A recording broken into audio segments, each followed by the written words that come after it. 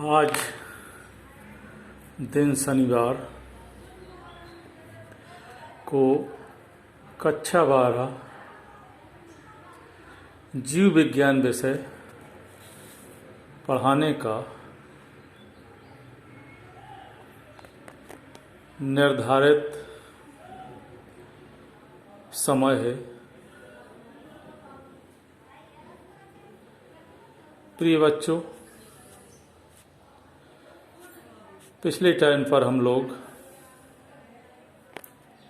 कायिक जनन क्या होता है, कायिक जनन की विधियां क्या है, प्राकृतिक कायिक जनन क्या होता है, कृत्रिम कायिक जनन क्या होता है, इन सब बातों का हम लोगों ने अध्ययन किया है। आज कायिक जनन से क्या लाभ है, कायिक जनन से लाभ, इस बात का हम लोग अध्ययन करेंगे। कायिक जनन से बहुत सारे लाभ होते हैं हम लोगों को। सबसे पहला लाभ होता है, इस प्रकार के जनन के द्वारा बीज रहित पादपों की प्रवर्धन में सहायता मिलती है। जैसे गन्ना आपने देखा होगा, गन्ने के बीजों को नहीं बोया जाता है, बल्कि गन्ने के तने को, जिसमें कुछ पर्व और पर्व संधियां हों, उसको काट करके मिट्टी में दबा दिया जाता है और जब अनुकूल परिस्थितियां मिलती हैं तो ये अंकुरित होकर के नए पौधे को जन्म देता है। इसी प्रकार से केला है, इसका भी प्रवर्धन इसी प्रकार से होता है। बीज रहित अंगूर, जिन अंगूरों में बीज नहीं पाए जाते हैं, उनका भी प्रवर्धन, बीज रहित संतरा इत्यादि का प्रवर्धन इसी कायिक जनन से होता है। दूसरा लाभ है, पादपों की संख्या में, पेड़ पौधों की संख्या में बहुत कम समय में बड़ी तीव्र गति से वृद्धि होती है, बहुत तीव्र गति से वृद्धि होती है। तीसरी बात, यह प्रवर्धन की एक बहुत सस्ती और बहुत आसान विधि है, जिसको हम सभी लोग कभी भी कहीं भी अपना सकते हैं। नंबर 4, पेड़ पौधों के विशेष लक्षण पीढ़ी दर पीढ़ी सुरक्षित बची रहती है, सुरक्षित रहते हैं। जो उनके माता पिता के गुण होते हैं वो उनकी संतानों में पहुंचती रहती है, जो गुण होते हैं वही पहुंचती रहते हैं, कोई परिवर्तन नहीं होता है। कायिक जनन से ये लाभ होता है कि इनकी शुद्धता बनी रहती है, गुणों की पूर्ण रूप से शुद्धता बनी रहती है एक पीढ़ी से दूसरी पीढ़ी में। और नंबर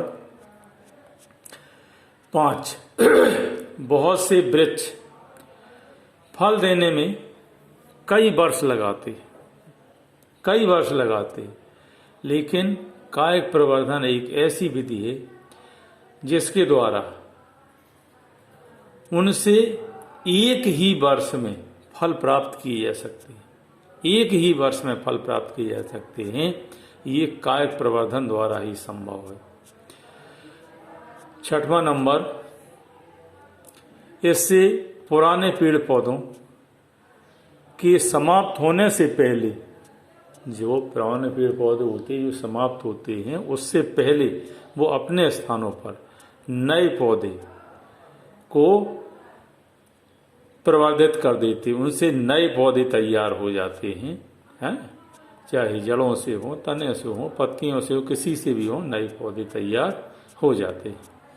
नंबर 7, इनमें उच्च गुणवत्ता वाले पादप प्राप्त की जा सकती है, जिनकी गुणवत्ता बहुत ऊंची किस्म की होती है, ऐसे पादपों को हम प्राप्त कर सकते हैं। नंबर 8, कायिक जनन के द्वारा हम अनुपयोगी जो हमारे लिए उपयोगी नहीं है, जंगली प्रजातियों को उपयोगी पादपों में परिवर्तित किया जा सकता है। उपयोगी पादपों में परिवर्तित किया जा सकता है।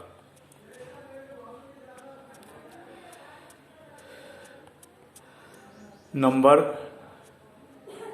9, इस विधि से जो पौधे प्राप्त होते हैं वो अपने मातृ पौधे से, जिनसे इनका जन्म हुआ है, बिल्कुल उनके समान होते हैं और उनमें कोई विभिन्नताएं नहीं पाई जाती हैं। विभिन्नताएं नहीं पाई जाती हैं। वैसे तो आप बीज के द्वारा जब नए पौधे उत्पन्न करते हैं तो उनमें विभिन्नताएं भी उत्पन्न हो जाती हैं, लेकिन इस प्रकार के प्रवर्धन के द्वारा जो पेड़ पौधे तैयार होते हैं उनमें विभिन्नताएं नहीं पाई जाती हैं। अगला नंबर है 10, इनमें एक ही पादप पर अनेकों प्रकार की जातियां विकसित की जा सकती हैं। ये कृत्रिम कायक जनन के द्वारा संभव होता है। दाब लगाना, दब्बा लगाना और कलम लगाना, बहुत प्रकार की वो जो कृत्रिम विधियों से तैयार किया जाता है। तो इनमें एक ही पादप पर बहुत प्रकार की जातियों का विकास किया जा सकता है। तो इस प्रकार से हम देखते हैं कि कायक जनन से हमें बहुत सारे लाभ होते हैं।